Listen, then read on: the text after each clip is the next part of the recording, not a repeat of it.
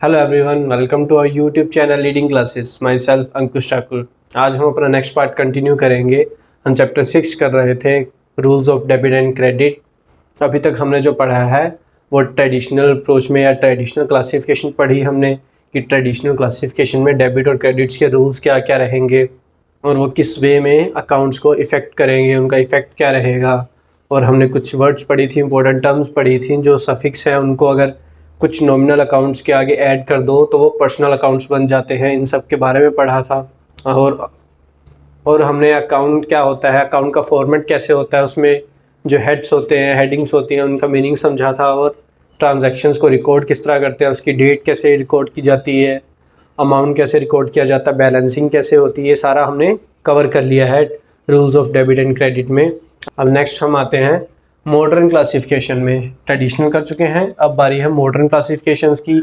तो जो traditional classification थी उसमें क्या था, बेसिकली जो अकाउंट्स थे वो दो मेजर कैटेगरीज में, जैसे कि पर्सनल अकाउंट और इम्पर्सनल अकाउंट में डिवाइड किया गया था। पर्सनल अकाउंट जो थे उसमें बताया था कि पर्सनल अकाउंट्स में क्या क्या कौन कौन से अकाउंट्स आते हैं, रियल में कौन कौन से आते हैं, नॉमिनल में कौन कौन से आते हैं। पर्सनल में बताया गया था कि पर्सनल में कौन कौन से पर्सनल अकाउंट्स रहते हैं या आर्टिफिशियल रहते हैं, आर्टिफिशियल पर्सनल, नेचुरल पर्सनल या रिप्रेजेंटेटिव पर्सनल अकाउंट्स। उसके बाद सेकंड टाइप थी इम्पर्सनल अकाउंट, जिसमें रियल और नॉमिनल अकाउंट्स आते हैं। तो हमने पर्सनल, रियल और नॉमिनल की जो ट्रेडिशनल क्लासिफिकेशन में समझा था, और उनके अंडर जो है डिफरेंट डिफरेंट अकाउंट्स आते होंगे।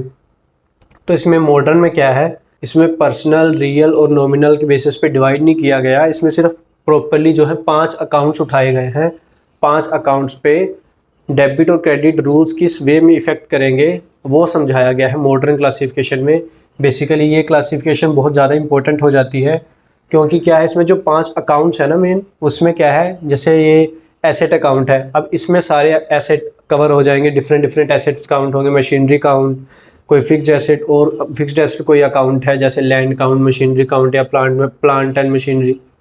अब इसमें क्या है, डिफरेंट डिफरेंट सारे जितने भी डिफरेंट एसेट्स अकाउंट्स होंगे सारे कवर हो जाएंगे, चाहे वो फिक्टिशियस एसेट हो, चाहे फिक्स्ड एसेट हो, चाहे करंट एसेट्स हो, डेटर्स हो, कैश अकाउंट हो, या फिर बैंक अकाउंट हो, या फिर लैंड एंड बिल्डिंग अकाउंट हो, मशीनरी अकाउंट हो, फर्नीचर अकाउंट हो, जितने भी एसेट अकाउंट होंगे सब एसेट्स में आ जाएंगे। एक्सपेंसेस में सारे एक्सपेंसेस कवर आ जाएंगे, रेंट, सैलरी एट्सेट्रा जो भी हैं। रेवेन्यूज़ में जिस तरह का भी रेवेन्यू होगा, ऑपरेशनल एक्टिविटी से या नॉन ऑपरेशनल एक्टिविटी से, वो सारे इंक्लूड हो जाएंगे। कैपिटल अकाउंट में तो कैपिटल तो पर्सनल अकाउंट रहता है, कैपिटल में वही रहेगा। कैपिटल में अगर कुछ एडिशनल कैपिटल आ रही है या कैपिटल पे इंटरेस्ट चार्ज हो रहा है तो वो सब इसमें इंक्लूड हो जाएगा। जो लाइबिलिटी है, डिफरेंट डिफरेंट लाइबिलिटीज़ होंगी, क्रेडिटर्स होंगे या और आउटस्टैंडिंग एक्सपेंसेस होंगे, वो सारी लाइबिलिटीज़ में कवर हो जाएंगे। तो जो मॉडर्न क्लासिफिकेशन उसने 5 अकाउंट उठाए, क्योंकि ये 5 जो है मेजर कैटेगरीज हैं, इसके अंदर ही मैक्सिमम सारे अकाउंट जो हैं कवर हो जाते हैं।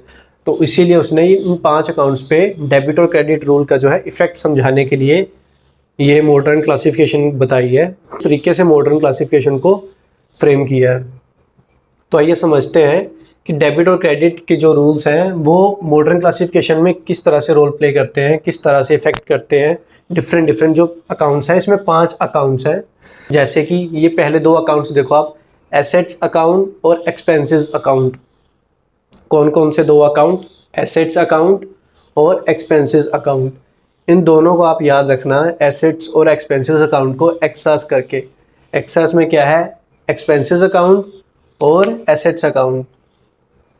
एक्सास अकाउंट हो गया ये, इनका क्या है, जो डेबिट साइड है ना, डेबिट का रूल है, चाहे एसेट्स हों चाहे एक्सपेंसेस हों, अगर वो डेबिट होंगे उसका मतलब वो इंक्रीज़ होंगे।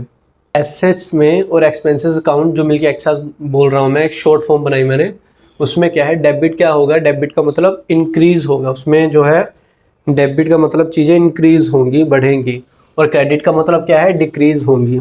तो ये 2 रूल जो है डेबिट और क्रेडिट के, दोनों में सेम रहेंगे। एसेट्स और एक्सपेंसेस में मैं पार्टीशन कर देता हूँ बीच में, इसका मतलब क्या रहेगा कि जो डेबिट और क्रेडिट के रूल है, एसेट्स में और एक्सपेंसेस में डेबिट का मतलब इंक्रीज़, क्रेडिट का मतलब डिक्रीज़। लास्ट के जो 3 आएंगे, revenue account, capital account, liability account, इसको याद रखने के लिए आप रिकॉल याद रख लो। रिकॉल से बना है रेवेन्यू का, कैपिटल का और लाइबिलिटी का। रिकॉल याद रख लो आप, रिकॉल से रेवेन्यू, कैपिटल, लाइबिलिटी, इन तीनों में क्या इफेक्ट रहेगा? डेबिट का मतलब डिक्रीज होगा, क्रेडिट का मतलब इंक्रीज होगा। ओवरऑल 5 थे, मैंने दो ग्रुप में डिवाइड कर दिया। एसेट्स और एक्सपेंसेस में डेबिट का सेम इफेक्ट रहेगा, और रिकॉल में जो कि रेवेन्यू, कैपिटल और लाइबिलिटी अकाउंट्स इन्वॉल्व हैं, तीनों अकाउंट्स पे जो डेबिट का इफेक्ट रहेगा वो डिक्रीज करेगा, और क्रेडिट का जो इफेक्ट रहेगा इंक्रीज करेगा। अगर मैं सिंगल वे में समझाऊँ, सिंगल आइटम्स को समझाऊँ, अकाउंट को समझाऊँ, तो एसेट अकाउंट में डेबिट का मतलब क्या होगा? Increase, credit decrease. अगर हमारे पास एसेट आ रहा है कंपनी में तो इंक्रीज होगा, अगर कंपनी से एसेट जा रहा है तो वो डिक्रीज होगा। ये था पहला इफेक्ट एसेट्स पे। उसके बाद एक्सपेंसेस पे क्या रहेगा? अगर एक्सपेंसेस हम इनकर कर रहे हैं, एक्सपेंसेस कर रहे हैं तो वो इंक्रीज होंगे, एक्सपेंसेस अगर पे कर रहे हैं तो डिक्रीज होंगे। हम पेमेंट कर रहे हैं एक्सपेंसेस की तो वो डिक्रीज हो जाएंगे, इनकर होते जा रहे हैं, बढ़ते जा रहे हैं एक्सपेंसेस तो वो इंक्रीज होते चले जाएंगे। रेवेन्यू में क्या है? अगर तो डेबिट किया जाएगा तो रेवेन्यू डिक्रीज होगा, और क्रेडिट किया जाएगा तो रेवेन्यू जो है इंक्रीज हो जाएगा। रेवेन्यू से आप याद रखो कि सेल्स से रेवेन्यू आता है, जो सेल्स करते हैं हम, उससे जो कैश आता है वो हमारा रेवेन्यू रहता है। तो रेवेन्यू क्यों डिक्रीज होने पे माइनस, जो डेबिट होने पे डिक्रीज होगा और क्रेडिट होने पे इंक्रीज होगा? मैंने आपको इनकम स्टेटमेंट बताई थी कि इनकम स्टेटमेंट में प्रॉफिट एंड लॉस अकाउंट बनाते हैं, तो उस प्रॉफिट एंड लॉस अकाउंट में जो डेबिट साइड रहेगी उसमें एक्सपेंसेस और लॉसेस लिखे जाते हैं, और क्रेडिट साइड में इनकम और गेन लिखी जाती है। तो हमारा जो रेवेन्यू है, हमने सेल किया, उसके बदले हमारे पास पैसे आया, वो हमारी इनकम काउंट होती है। तो जो इनकम है वो क्रेडिट की जाएगी। इसका मतलब जितना ज़्यादा क्रेडिट होगा उतना ज़्यादा इंक्रीज होगा, और जितना ज़्यादा डेबिट साइड में आ गया, डेबिट साइड में क्या आता है? लॉस और एक्सपेंसेस आते हैं। अगर रेवेन्यू नहीं होगा, रेवेन्यू कम होता जाएगा तो वो डिक्रीज होगा। इसीलिए डेबिट क्या है? डिक्रीज होगा, क्रेडिट क्या है? इंक्रीज होगा रेवेन्यू। नेक्स्ट आते हैं कैपिटल अकाउंट में। कैपिटल मैंने बताया था कि अगर बिजनेस में कैपिटल बढ़ रही है तो बिजनेस के पॉइंट ऑफ व्यू से आप देखोगे अगर, तो कैपिटल अगर बढ़ रही, कैपिटल हमारा पर्सनल अकाउंट होता है, हमारा पैसा बिजनेस में है, तो बिजनेस के लिए लाइबिलिटी है। लाइबिलिटी बिजनेस क्या देखती है? लाइबिलिटीज़ को कि मेरे को जो फ्यूचर में है ओनर को या पार्टनर को पेमेंट करनी है, पैसे वापस करने हैं, तो वो क्या अपने बिहाफ में जो भी प्रॉफिट आता है, जो भी कैपिटल आती है, इंट्रोड्यूस करती है, जो कैपिटल अकाउंट रहता है पार्टनर का, उसमें ट्रांसफ़र कर देती है। जो ट्रांसफ़र करती है, अगर बिजनेस कुछ चीज़ ट्रांसफ़र कर रहा है, आउट कर रहा है, क्रेडिट कर रहा है, तो वो क्रेडिट ही होगी, और जितनी अमाउंट वो क्रेडिट करेगा कैपिटल अकाउंट में उतनी कैपिटल इंक्रीज होगी। क्योंकि इस पर एक डेबिट और क्रेडिट का ये रूल समझो, debit what comes in, credit what goes out. अगर बिजनेस के पास कुछ आ रहा है वो तो डेबिट करेगा, उससे कुछ जा रहा है तो वो क्रेडिट करेगा। बिजनेस के लिए कैपिटल अकाउंट एक लाइबिलिटी की तरह काम करता है कि उसमें प्रॉफिट भी हुआ या बिजनेस में पार्टनर की एडिशनल कैपिटल भी आ रही है तो कैपिटल में डालेगा, अपनी तरफ से वो क्रेडिट कर रहा है। तो इसके लिए जब जब क्रेडिट होगा कैपिटल अकाउंट तब तब वो बढ़ेगा, और जब जब डेबिट होगा तब तक वो डिक्रीज होगी कैपिटल। डेबिट जैसे कि कुछ ड्राइंग्स कर रहा है अगर वो कैपिटल अकाउंट में, तब भी कैपिटल कम होगी। अगर उस पे इंटरेस्ट भी पे करना पड़ रहा है ड्राइंग्स पे, तब भी कैपिटल जो है डिक्रीज होगी। सॉरी, यहाँ डिक्रीज आएगा, डेबिट डिक्रीज, क्रेडिट इंक्रीज, तो तब भी जो है डिक्रीज होगी। इंटरेस्ट पे करना पड़ रहा है अगर उसको किसी चीज़ पे, तो लॉस हो रहा है वो भी कैपिटल पे सीधा इफेक्ट करेगा, कैपिटल डिक्रीज होगी। एक्सपेंसेस इनकर कर रहा है, कैपिटल डिक्रीज होगी। प्रॉफिट हो रहा है, इनकम हो रही है, या इंटरेस्ट मिल रहा है कैपिटल पे, तो वो हमारा क्या है? इंक्रीज करेगी, क्रेडिट होगी। क्रेडिट का मतलब इंक्रीज होना, डेबिट का मतलब डिक्रीज होना। लास्ट आते लाइबिलिटी पे। सेम लाइबिलिटी क्या करेगी? अगर आपके पास सपोज कोई क्रेडिटर्स आए हैं, आपने पेमेंट करनी थी, क्रेडिट पे सामान परचेज़ किया, तो आपके ऊपर 50,000 रुपये का कर्जा बढ़ गया, तो उसको क्रेडिट पे क्यों शो कर रहे हैं हम लोग? क्योंकि आप बिजनेस को जो है पेमेंट करनी, जैसे जिस तरह कैपिटल में ट्रांसफ़र करनी रहती है पेमेंट, कैपिटल लाइबिलिटी बन जाती है, कैपिटल में जो भी ट्रांसफ़र करेंगे वो पे करना रहेगा, क्रेडिट करते हैं उसको। उसी तरह जो क्रेडिटर्स रहते हैं उनको भी पेमेंट करनी रहेगी, तो जितना भी पैसा आएगा उनको ट्रांसफ़र किया जाएगा, वो क्रेडिट किया जाएगा, इसीलिए उनको क्रेडिटर्स शो करते हैं, वो कैश का आउटफ्लो करेंगे। तो जब जब क्या है क्रेडिट होगी तब तब क्या है लाइबिलिटी इंक्रीज होगी। जब जब डेबिट करेंगे, डेबिट का मतलब क्या है कि क्रेडिटर्स की पेमेंट कर चुके हैं हम लोग, क्रेडिटर्स को कैश पे कर चुके हैं, अब जो है लाइबिलिटी कम हो जाएगी, अब उनको पैसा नहीं देना उतना। तो लाइबिलिटीज़ में सीधा अगर रूल याद रखो, डेबिट का मतलब डिक्रीज़ हो रही लाइबिलिटी, और क्रेडिट का मतलब इंक्रीज़ हो रही है लाइबिलिटी।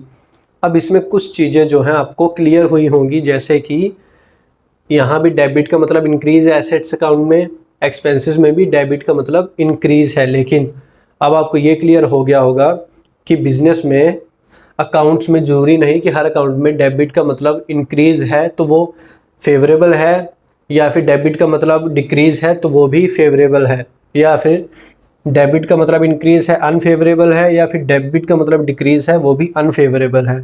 इन मतलब शॉर्ट में अगर मैं बोलूँ तो डेबिट या क्रेडिट का मतलब जरूरी नहीं कि कुछ आपके लिए इंक्रीज़ कर रहा है तो वो फेवरेबल हो, डिक्रीज़ कर रहा है तो अनफेवरेबल हो, या इसका उल्टा कर लो आप। वो ना नेचर ऑफ अकाउंट पे डिपेंड करता है कि क्या फ़र्क पड़ेगा उसका डिक्रीज़ और इंक्रीज़ होने से। जैसे कि एसेट अकाउंट में डेबिट का मतलब इंक्रीज़ है, डेबिट का मतलब इंक्रीज़ होना, एसेट अकाउंट में हमारे पास एसेट आ रहा है तो वो बिज़नेस के लिए फेवरेबल है। और वहीं एक्सपेंसेस अकाउंट में डेबिट का मतलब इंक्रीज़ होना, ये क्या है कि हमारे खर्चे बढ़ा रहा है, एक्सपेंसेस बढ़ा रहा है, तो वो क्या है बिज़नेस के लिए अनफेवरेबल है एक्सपेंसेस करना, क्योंकि कैश जाएगा हमारा। तो ये क्या है अनफेवरेबल होता है। लेकिन ये क्या है डेबिट का मतलब ये भी इंक्रीज़ है। तो इन दोनों से क्लियर हो गया ना, जरूरी नहीं कि डेबिट का मतलब इंक्रीज़ है तो फेवरेबल ही रहे, या फिर दोनों केसेस में अनफेवरेबल ही हो। वो नेचर ऑफ अकाउंट पे डिपेंड करता है कि कौन से नेचर को वो फेवरेबल बना रहा है, डेबिट का इंक्रीज़ होना किसको अनफेवरेबल बना रहा है। इसी तरह क्रेडिट में एसेट कम हो रहा है, डिक्रीज़ कर रहा है, ठीक है, वो एसेट कम कर रहा है तो ये अनफेवरेबल हो गया। एक्सपेंसेस डिक्रीज़ हो रहे हैं, पेमेंट कर रहे हैं, क्रेडिट हो रहे हैं तो ये फेवरेबल हो गया। तो ये क्या है क्रेडिट में भी डिफरेंट रोल प्ले कर रहे हैं कि डिक्रीज़ होने से कौन सा फेवरेबल होगा, कौन सा अनफेवरेबल होगा, नेचर ऑफ अकाउंट पे डिपेंड करेगा। इसी तरह रेवेन्यूज़ है, डिक्रीज़ होंगे, कम होंगे, अनफेवरेबल, इंक्रीज़ होंगे, बढ़ेंगे, फेवरेबल। कैपिटल डिक्रीज़ होगी, डेबिट होगी तो डेबिट का यहाँ क्या हो गया अनफेवरेबल, क्रेडिट में फेवरेबल क्योंकि इंक्रीज़ होगी। इसी तरह लाइबिलिटीज़ है जो डिक्रीज़ हो गई, डेबिट का मतलब अनफेवरेबल, क्रेडिट का मतलब फेवरेबल। इसका मतलब क्या है, जो रेवेन्यू और कैपिटल या लाइबिलिटीज़ अकाउंट है अगर डेबिट हो रही है इसका मतलब वो अनफेवरेबल है। जो रिकॉल है वो डेबिट में अनफेवरेबल बैलेंस जो है बनाएगा और क्रेडिट में फेवरेबल बैलेंस बनाएगा।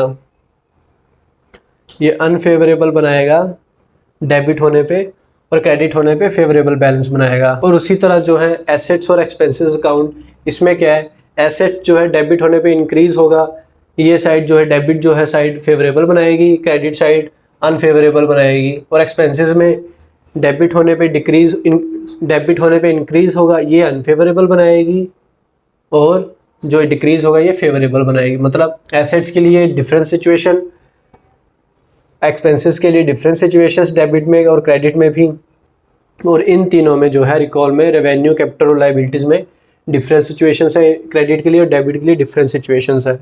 तो ये क्या था मॉडर्न क्लासिफिकेशन ऑफ अकाउंट्स या rules of debit and credit in modern classification. तो इसी के साथ हमारे जो है ट्रेडिशनल और मॉडर्न क्लासिफिकेशन ख़त्म हो गए टॉपिक, और इसी के साथ हम आज का लेक्चर यहीं पे ख़त्म करते हैं। उम्मीद है कि ये जो आपको मॉडर्न क्लासिफिकेशन है अच्छे से ये कंसेप्ट जो है समझ आ गया होगा। अब आपको प्रैक्टिकल करने में कोई जो है प्रॉब्लम नहीं फेस करनी पड़ेगी।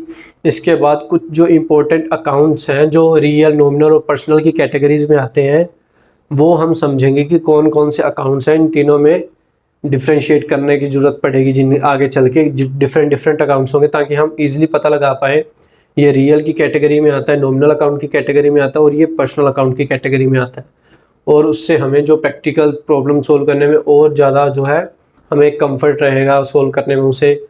और तो जो भी हम लेजर वगैरह पोस्टिंग करेंगे तब हमारे लिए चीज़ें और भी इजी हो जाएंगी। तो इसी के साथ हम आज का चैप्टर यहीं पे ख़त्म करते हैं। उम्मीद है कि आपको ये चैप्टर पसंद आया होगा। हमारे चैनल को लाइक, शेयर और सब्सक्राइब कीजिए, हमारी वीडियोस देखिए। Thank you.